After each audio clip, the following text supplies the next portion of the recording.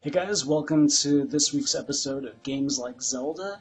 I've really been looking forward to this particular episode because it's going to be about what I think is my second favorite game of all time. And that's saying a lot because, there are a lot of great games out there. It's definitely my second favorite video game series of all time. Of course, you know Zelda's my favorite, but this series, if Zelda's here, this series is right about there. I mean, it's a really awesome series. I'm sure you've known for a while that we were finally going to get to this game, Secret of Mana.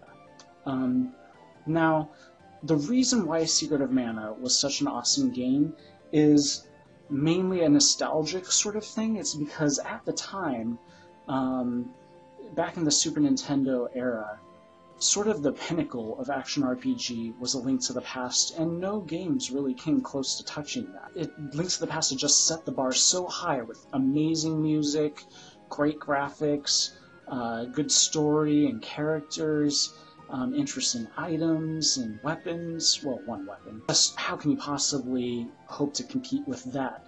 And Secret of Mana does a really good job at competing with that. What Secret of Mana has going for it is so many additional things besides it trying to be an action RPG. So yeah, you fight with a sword, it starts out with in the game. But then, throughout the course of the game, you get seven other weapons. So you can constantly choose at your own discretion whether you want to attack people with a boomerang style thing that's just as strong as your sword, or if you want to attack them with a spear, a whip, javelin, like with your bare fists or with knuckle kind of things on them. And what was also interesting about it is that it was a multiplayer game. And this was kind of revolutionary for back then. A game where you could play up to 3 people all at the same time in an action-adventure style RPG. I think Secret of Mana was the first to do it, and if not the first, then they certainly did it the best. I just remember playing it 2-player as a kid with several different friends who would play the whole game through, and the game just had a really interesting story, especially for the time. And the other 2 characters were pretty well developed. They had backstories, and they had their own personal goals that were kind of separate but parallel to the main plot. The game gave you a lot of different options for things, like besides being able to choose whichever weapon you wanted for any of those 3 characters, you could also play through certain events in slightly different orders. The world was a bit more open than it is for games today.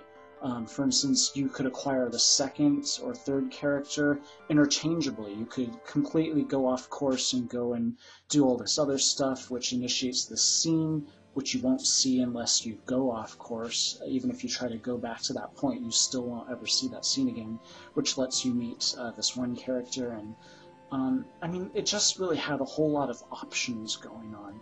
Now, you didn't have to play it multiplayer with additional people. You could set up the AI to play those characters for you. Now, that's one of the drawbacks that a lot of people complain about. They often say, well, the AI is really dumb in this game, and sometimes the characters are just constantly dying. The additional characters are just constantly dying, and blah, blah, blah, blah. But that's kind of all on you. That's kind of, I found from personal experience that was my fault, because you can go in and control the characters to either stay as far away from the enemies as possible and just attack with long-range weapons, or be really close to the enemies and constantly bombard them with short-range weapons. You can strategize to the nth degree to kind of make those additional characters play the way that you want them to play. It's a great solo play experience, but it's an even better multiplayer experience. The music in it is just amazing. I feel like it kind of rivals Zelda at some points in this soundtrack, because the soundtrack is so bizarrely funky. It's not like your traditional fantasy-style game where you hear like Celtic instruments or anything. And don't get me wrong, I love those kinds of soundtracks, but it's like this weird jazz fusion style soundtrack that has a lot of really interesting rhythms, very awesome bass lines. As a musician, when I hear the soundtrack, I think, geez, I wish I could write something like that. Because what's really strange about Secret of Mana is that it's actually the second game in a series. The first game is called Final Fantasy Adventure. Now, I didn't play Final Fantasy Adventure for quite some time, so we won't be getting to that episode anytime soon. But Final Fantasy Adventure is definitely trying to be a Zelda clone. And saying that is definitely trying to improve upon Zelda in a lot of ways, and I think it kind of succeeded. Secret of Mana isn't really trying to be a link to the past necessarily. It took what Final Fantasy Adventure was doing and then went on its own tangent. Now, the main character himself cannot cast magic, so we've got a girl character, and she casts the healing type magic, and then we've got the sprite character who casts the attack type magic. And what's really awesome about the magic in the game is that not only do you constantly find yourself learning new spells, but you're also constantly leveling up the spells that you've already learned to make those even more powerful.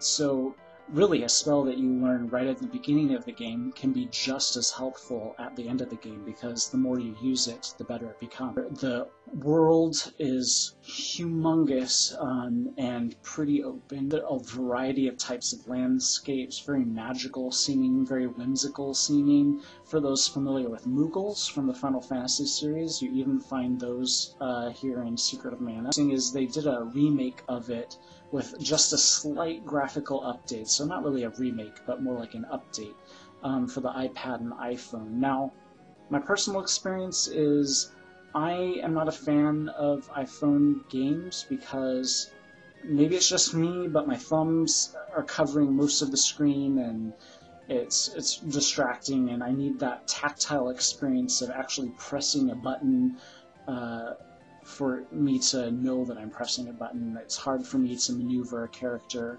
It is available on the Wii Virtual Console. So that's been this week in games like Zelda. Next week's episode, you know, I'm not exactly sure. I haven't really figured it out. I'll have to think about that. So you'll know almost as soon as I do.